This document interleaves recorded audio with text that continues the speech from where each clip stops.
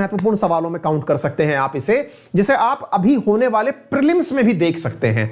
आज से तारीख है ना अक्टूबर, प्रीलिम्स में तो खैर आने की संभावना इसकी अब ना के बराबर बची है क्योंकि पेपर बन चुका है आप लोगों का, ठीक है ना, तो उसमें तो नहीं आएगा, लेकिन भविष्य में कोई आप यूपीएससी प्रीलिम्स में तो नहीं आएगा ये, लेकिन और एग्जामिनेशंस जो हैं उनके अंदर ये आने वाला है। क्या है चलिए मैं बताता हूं, मतलब कभी ना कभी तो आएगा ही, मेंस में आ जाएगा, प्रीलिम्स में नहीं तो मेंस में आ जाएगा, और स्टेट पीसीएस में, एसएससी वगैरह इनके अंदर आ जाएगा। बहुत महत्वपूर्ण सवाल है। क्या दुनिया में प्रदूषण किसे कहते हैं, यह आपको कैसे पता चलेगा? आप जरा विचार करिए। मैंने आपसे कहा कि भाई बहुत ज्यादा एयर पॉल्यूशन हो रहा है, आपने कहा बहुत बढ़िया बहुत बढ़िया बहुत बढ़िया। अब अगर मैं आपसे यह कहूं कि भाई अंकित अवस्थी जो है बहुत मोटे हो गए हैं, बोले बहुत बढ़िया साहब, बहुत मोटे हो गए। सर कितने मोटे हो गए, क्या खली से मोटे हो गए क्या? मैंने कहा यार खली से तो मोटा नहीं हुआ मैं। अच्छा, तो सर क्या सूमो से मोटे हो गए क्या? मैंने कहा नहीं यार, सूमो से भी मोटा नहीं हुआ मैं। अच्छा, तो फिर से आप रावण से मोटे हो गए होंगे। मैंने कहा यार वो तो देखा नहीं, लेकिन फिल्मों देख लगता है कि वो भी थोड़ा ठीक ठाक ही था। तो फिर किससे मोटे हुए हैं सर आप? तो अब ऐसे स्टेटमेंट देते समय एक लॉजिकल व्यक्ति ध्यान रखता है कि उसे पैमाना बताना पड़ता है, कि अंकित अवस्थी इस क्लास को सुन रहे लगभग 90% लोगों से ज्यादा मोटे हैं। यह एक पैमाना है। अंकित अवस्थी अपनी बच्चियों से ज्यादा हेल्दी है, बताना पड़ता है, पैमाना है। मैं जरा यह कहूं भाई ये पेन अपना बहुत मोटा पेन है, आप कहेंगे बहुत सही सर, बहुत सही। सर वैसे एक बात बताइए, ये किससे मोटा पेन है? मतलब आपकी 2 उंगलियों से मोटा पेन है, आपकी हाथ की कलाई से मोटा पेन है, आपके शरीर से मोटा पेन है, किससे? अरे मैंने कहा यार सॉरी मैं कहना भूल गया, ये मेरे इस पेन से ज्यादा मोटा पेन है। तो बोले साइंस जानते हो तो रिलेटिविटी में बात करो ना, सीधे ही मार रहे हो बस, ये मोटा है ये पतला है, ऐसे नहीं होता है। अच्छा, कहने का अर्थ ये है कि आप जब कोई टर्म यूज करते हैं, आपने कहा कि ये मोटा है, ये पतला है, ये ज्यादा है, ये कम है, तो इसमें पूछा जाता है कि किससे ज्यादा किससे कम। आ रही है बात समझ में? मैंने कहा भाई मेरा ये जो स्विचर है, इससे मेरा ये पेन पतला है, इससे ये मेरा पेन मोटा है, ये बताने की बात है ना, रिलेटिविटी में बात करोगे सर आप। बोले ओके, तो आपको पहले बताना पड़ेगा। बोले हाँ। अब सोचो सर, आपने कहा कि भारत में प्रदूषण बहुत बढ़ गया है, बहुत बढ़िया, पर भारत में प्रदूषण बहुत ज्यादा है, किससे? बड़ा सवाल है, किससे ज्यादा है सर? मैंने कहा यार ये तो मैंने सोचा ही नहीं। तो सोचिए ना, फिर मुंह खोल दिए वैसे ही। आपने कह दिया ग्रीन पीस ने कहा कि इंडिया के 95% इंडियंस पॉल्यूशन की एयर में रहते हैं, पॉल्यूटेड एयर में रहते हैं, हो गए खुश। लेकिन क्या होता है पॉल्यूशन, किससे ज्यादा है पॉल्यूशन? ये तो मुद्दा सही है। तो आज आप वही सीखने वाले हैं साथियों। WHO ने आज से 16 साल पहले वर्ष 2005 में पैमाने दिए थे। क्या पैमाने दिए थे? कि इतनी मात्रा से ज्यादा अगर मट्टी हुई, इतनी मात्रा से ज्यादा अगर पार्टिकल्स हुए, इतनी मात्रा से ज्यादा अगर कंसंट्रेशन ऑफ एयर हुई, तो उसे पॉल्यूशन कहा जाएगा। आज से 16 साल पहले वर्ष 2005 में वर्ल्ड हेल्थ ऑर्गेनाइजेशन ने इस एयर पॉल्यूशन की परिभाषा को डिसाइड करने के लिए दुनिया को एक स्टैंडर्ड पैरामीटर दिया। जैसे अब आप सोच के देखिए, आप चाय पीते हैं, आप कहते हैं चाय टेस्टी है, मीठी है, लेकिन एक बार चाय आपके मुंह में आते हैं तो अरे भाई साहब बहुत ज्यादा मीठी बना दी यार, ये कौन पी पाएगा? नमक तो आप स्वाद के लिए खाते हैं, लेकिन मैं भाई साहब नमक ही नमक उसमें डाल दूं तो आप कहेंगे बहुत ज्यादा नमकीन कर दिया, कौन खाएगा? मतलब पॉल्यूशन के लिए एक लेवल जो कि जरूरी है, यानी इतना होता है तो कोई दिक्कत नहीं है, पर्यावरण में होता है इतना, लेकिन उससे ऊपर का भी तो एक लेवल होता होगा। WHO ने 2005 में बताया था कि पॉल्यूशन की परिभाषा क्या है। ठीक है, आज 2021 चल रहा है, 16 साल बाद WHO ने 2005 में बताई हुई जो अपनी समय सीमा थी, या जो मैं एक प्रकार से समझिए पैमाना था, क्राइटेरिया था, उसमें परिवर्तन कर दिया है। क्राइटेरिया था उसमें परिवर्तन कर दिया है का मतलब क्या है? पहले ऐसे समझिए, पहले मैंने कहा कि इस पेन से जो मोटा होगा या बड़ा होगा उसे ही मोटा कहा जाएगा, अदरवाइज उसे सामान्य कहा जाएगा। आप सोच के देखिए, मैंने क्या कहा? इस पेन से जो मोटा होगा वही मोटा कहलाएगा, अदरवाइज सब सामान्य कहलाएगा, हैं? लेकिन WHO ने पैमाना ही बदल दिया। पैमाना बदल के क्या कहा? इस पेन से नहीं सर, तो बोले इस पेन से जो मोटा होगा वो सब मोटा कहलाएगा। मैं कहा ये चीटिंग कर रहे हो यार तुम लोग, तुमने पहले ये कहा था इससे ऊपर होगा तो मोटा कहलाएगा, अब तुम कह रहे हो इससे ऊपर होगा तो मोटा कहलाएगा। बोले सर आपके लिए चीटिंग होगा लेकिन पर्यावरण के लिए जरूरी है, और डब्ल्यूएचओ ने कहा है कि हम अपने पैमानों को थोड़ा और नीचे शिफ्ट कर रहे हैं। बोले हैं, बोले हाँ 2005 में जो हमने लेवल सेट किए थे 2021 में आकर के उससे भी नीचे लेवल लेके जा रहे हैं। यार प्रदूषण है कि यूपीएससी का एग्जाम, कट ऑफ घटने का नाम ही नहीं ले रही है। हो क्या रहा है ये, तुम गजब कर रहे हो यार, ऐसा क्यों कर रहे हो। आपको आज वही सीखना है कि डब्ल्यूएचओ ने कौन सा ऐसा नया पैमाना दिया है जिससे भारत के लिए दुनिया की नजर में प्रदूषण फ्री होना एक सपना रह जाएगा। भारत अब प्रदूषण फ्री नहीं कह पाएगा, वो बात दूसरी है कि हम अपने पैमाने अपने आप बना लें। ऐसा नहीं है हमने नहीं बना रखे हैं, हमने बना रखे हैं बकायदा, हमारे पास अपने पैमाने हैं। ये प्रदूषण है, ये नहीं प्रदूषण है, ये ज्यादा प्रदूषण है, अपने पैमाने। लेकिन हम डब्ल्यूएचओ के अकॉर्डिंग कभी भी प्रदूषण मुक्त नहीं हो सकते। आइए आज आपके सेशन में वही चीज देखने वाले। गजब का पॉइंट है, याद कर लीजिएगा। यूपीएससी के सिलेबस के अंदर एनवायरमेंट, रिसोर्सेज, ये सब आपके पेपर का पार्ट है, तो इसे आप जरूर याद करें। सेशन को जल्दी से शेयर कर दीजिएगा।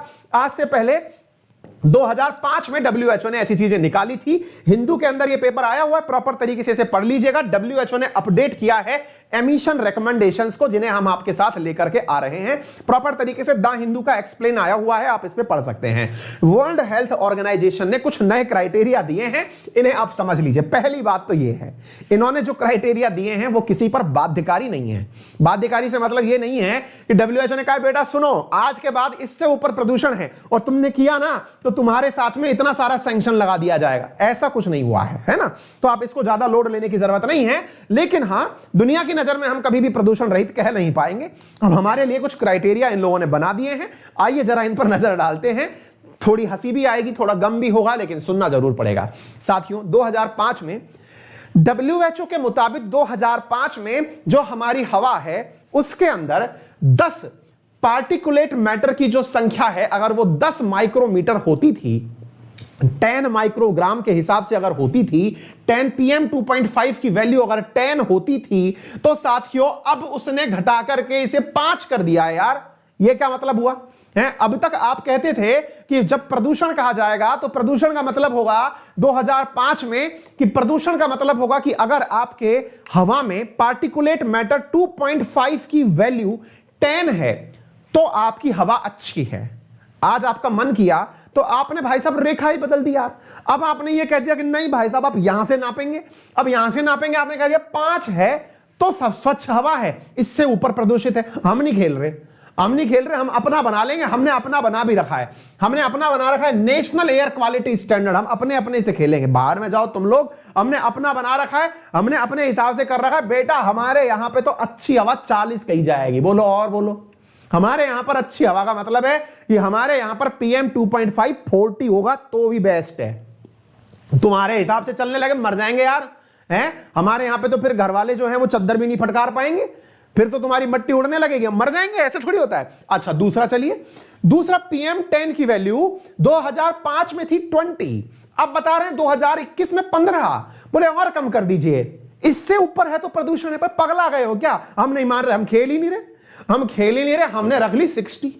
जाओ बेटा, तुम्हारे हिसाब से जो चीज 15 होनी चाहिए हमारे हिसाब से 60 है। बोलो और क्या कर लोगे।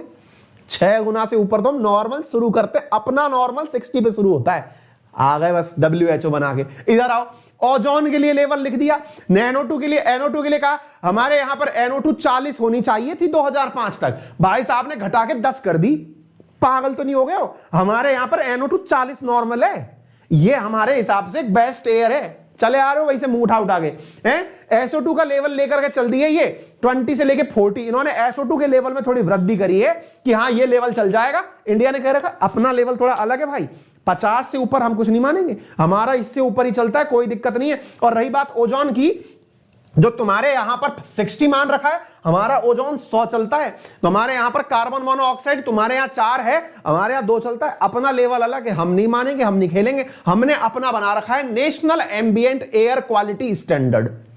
WHO ने नए स्टैंडर्ड भले ही बना दिए हो, इंडिया की एयर इंडिया के हिसाब से स्वच्छ होगी, तुम्हारे हिसाब से नहीं होगी, जो कुछ भी मन में आया और बना दिया। तो भाई साहब आपके सामने ये तथ्यात्मक जानकारी है, जितना याद कर सकते हो कर लेना। WHO का अपडेटेड फिगर तो ये है और इंडिया का अपडेटेड फिगर ये है। इंडिया कहता है national ambient air quality standard के मुताबिक हम इतनी ही सफाई रख सकते हैं, बाकी तुम अपने हिसाब से करो, हमारा सही चल रहा है, हमें लेना देना नहीं है। तुम 2005 में किए, हम वही पूरा नहीं कर पा रहे थे, अब तुम 2020-21 के अंदर नया ले आए, पगला तो नहीं गए, हमसे नहीं हो पाएगा। हमने ये सारी बातें कही। अच्छा साथियों, अब क्या होता है, भारत ने इन सभी चीजों को ध्यान में रखते हुए कि यार ये ज्यादा चिल्पो मचाएंगे, चलो एक काम करते हैं, क्योंकि WHO कह रहा है कि दुनिया में इतने लोग प्रदूषण से मरते हैं, पता है भाई प्रदूषण से मरते हैं, तो क्या कर दें, जीना छोड़ दें, मकान बनाना छोड़ दें, गाड़ी चलाना छोड़ दें, खेतों में ट्रैक्टर ना दौड़ाएं हैं, और गाड़ी उड़े तो उसके पीछे धूल ना उड़े, तो फील ही नहीं आती गाड़ी चल रही है यार, गजब आदमी हो, नहीं हो पाएगा, हमसे बाहर में जाइए आप। तो हमने ऐसी स्थिति में क्या किया, अपने हिसाब से अपना एक क्राइटेरिया बनाया, और भाई साहब हमारे क्राइटेरिया के अंदर नेशनल क्लीन एयर प्रोग्राम बना दिया हमने। नेशनल क्लीन एयर प्रोग्राम जिसे NCAP कहते हैं। हमने अपने हिसाब से कहा कि हम 102 शहरों के अंदर पॉल्यूशन कम कर देंगे। बोले कितना कम करोगे, बोले 30% कम कर देंगे हम हमारे एक, और कब तक करोगे, 2024 से। अच्छा 2024 तक आप अपने 102 शहरों के अंदर पॉल्यूशन कम कर देंगे। हमने इसके लिए बकायदा नेशनल क्लीन एयर प्रोग्राम बनाया हुआ है। नेशनल क्लीन एयर प्रोग्राम बनाया है हमने, खुद ने खुद से कसम खा रखी है कि हम आने वाले 102 शहरों के अंदर पॉल्यूशन को 30% कम कर देंगे। बोले बहुत बढ़िया, लेकिन लेवल बताओ कब से यह सवाल नहीं पूछना था, वही वाली बात है भाई साहब, आप कितने साल के हैं, बोले कब से। तो भाई बात यह है कि 30% कम कर देंगे 2017 से।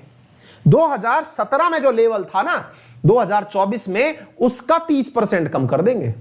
पता ये मत सोच लेना प्री इंडस्ट्रियल एरा से 30% कम कर देंगे, कोई पेरिस क्लाइमेट डील थोड़ी है जिसमें पैसा मिलता है, अपनी मर्जी है, बढ़िया से चलेंगे, क्या दिक्कत है। उम्मीद है आप लोगों को यह बात समझ में आ गई होगी।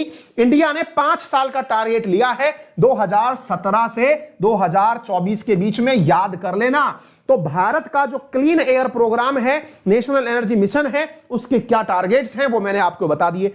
कुल बड़ा बात यह है भैया, इस पूरे पॉल्यूशन में इंडिया का कुछ होना जाना नहीं है। इसलिए आपसे निवेदन है कि ये जो ग्रीन पीस प्रकार की जो रिपोर्ट्स आती हैं, जिसमें कहा जाता है कि दुनिया के सबसे प्रदूषित शहरों में भारत का नाम है, दुनिया के 95% अगर कोई देश जिसका पॉल्यूशन 95% जो एरिया पॉल्यूटेड है वो इंडिया है, तुम बेटा 100% भी कह लोगे, उससे ऊपर क्या ही ले जाओगे, तुम पॉल्यूशन की रेट गिरा दो।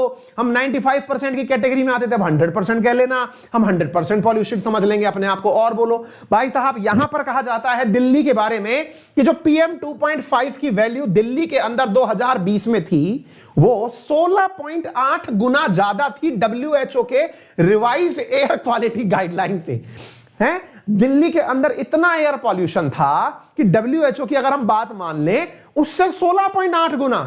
भाई ऐसी स्थिति है, जीने दो यार, हम तो छींकते हैं तो उसमें इतने पार्टिकुलेट मैटर निकाल देते हैं, छींकना बंद कर दें, हमसे ना हो पाएगा। मुंबई के अंदर 8 गुना ज्यादा, कोलकाता में 9.8 गुना ज्यादा। बोले भाई हमसे ना हो पाएगा, हमने कुल मिलाकर बात कर दी है। अगर तुमको चाहिए कि पॉल्यूशन खत्म होना चाहिए, हम अपना लेवल बनाएंगे, हम अपनी लाइन बनाएंगे। तुमने एग्जाम टफ कर दिया तो क्या है, हम अपना क्राइटेरिया बनाएंगे कट ऑफ निकालने का, समझे। पता चल रहा है कि नहीं UPSC तो इतना परसेंटेज पे निकलेगा, हार में जाओ, हम अपना UPSC बना लेंगे। और बोलो, हम अपना कैलासा बना लेंगे, समझे, अपना देश बना लेंगे। कहां लगे हो यार। चलो आओ आगे बढ़ते हैं अगले प्रश्न की तरफ। महत्वपूर्ण था, याद कर लेना, बहुत ज्यादा परीक्षाओं में पूछा जाने वाला है। 4 महत्वपूर्ण डिस्कशन कर दिए। WHO का 2005 का टाइटल, WHO का 2021 का, हमने नेशनल एयर क्वालिटी का जो इंडिया का पैमाना बताया 2017 से 2024 का, वो पढ़ लेना, और इसके अलावा जो हमने नाक बनाई हुई है वो पढ़ लेना, है ना। ये 4 पॉइंट चारों के चारों आपको मिल जाएंगे। क्लास खत्म होने के बाद में हम इसे शेयर कर देंगे टेलीग्राम पर। और UPSC में अनअकैडमी के रिजल्ट्स बहुत ही सराहनीय हैं, जबरदस्त रैंक्स हमारे पास हैं, rank 2, rank 9, rank 10, rank 13, rank 16। इस वजह से स्टूडेंट्स की बेहद डिमांड थी। डिमांड ये थी कि वो भी अब UPSC की तैयारी करना चाहते हैं। ऐसे विद्यार्थियों को ध्यान में रखते हुए जो UPSC की तैयारी में उतरना चाहते हैं, 2022 का प्रीलिम्स जो जून में होने वाला है उसके लिए पूरी तरह लगना चाहते हैं, उन विद्यार्थियों के लिए स्पेशल प्राइस के अंदर जो हमने प्राइस ड्रॉप चलाया था थोड़े दिन पहले, उसको ध्यान में रखते हुए फिर से 2 दिन का प्राइस ड्रॉप वीक चलाया जा रहा है, जिसमें आप लोगों को सबसे इंपॉर्टेंट बात पता है इसमें क्या है? ये तो है ही कि इसमें आपको अंकित 10 लगाने पर 10% का डिस्काउंट मिल रहा है। दूसरी इंपॉर्टेंट बात ये है कि आप लोगों को अगर ईएमआई की सुविधा चाहिए तो क्रेडिट कार्ड से आप ईएमआई की सुविधा ले लीजिए। अगर आपको लोन फैसिलिटी चाहिए तो अनअकैडमी वो भी आपके लिए उपलब्ध करा रही है। दैट मीन्स आप अनअकैडमी पर एक सिंगल कॉल से अपने लिए इस पूरी फीस को लोन भी करा सकते हैं। लोन का अर्थ है कि अनअकैडमी आपकी फीस को किश्तों में ले रही है, जिस पर 0% इंटरेस्ट आपसे वसूला जा रहा है। कोई प्रोसेसिंग फीस नहीं है। असल में एक प्रकार से यह समझिए कि आपको कोर्स किश्तों में दिया जाने का प्रावधान किया जा रहा है, जिसको करने में मात्र 2 घंटे का समय अधिकतम लगता है। अगर आपको भी यह जानकारी प्राप्त करनी है तो आप अनअकैडमी पर सीधे भी जाकर के इस जानकारी को प्राप्त कर सकते हैं। अदरवाइज आप हमें हमारे नाम से, अंकित अवस्थी सर के नाम से सर्च करके टेलीग्राम पर भी हमसे यह जानकारी प्राप्त कर सकते हैं। वहां पे हमारे नंबर दिए हुए हैं, आप उनसे भी हमसे जानकारी प्राप्त कर सकते हैं। अनअकैडमी पर जो कोर्स वर्तमान में चल रहा है, यह एक ऐसा कोर्स है जो कि आपको 46,000 में मिल रहा है। इसमें 19 तो ऑप्शनल मिल रहे हैं आपको, है ना। हिंदी और इंग्लिश मीडियम के विद्यार्थियों के लिए ये बहुत ज्यादा इंपॉर्टेंट है। दोनों माध्यम के अंदर आपको किताबें दी जा रही हैं, 20 किताबें।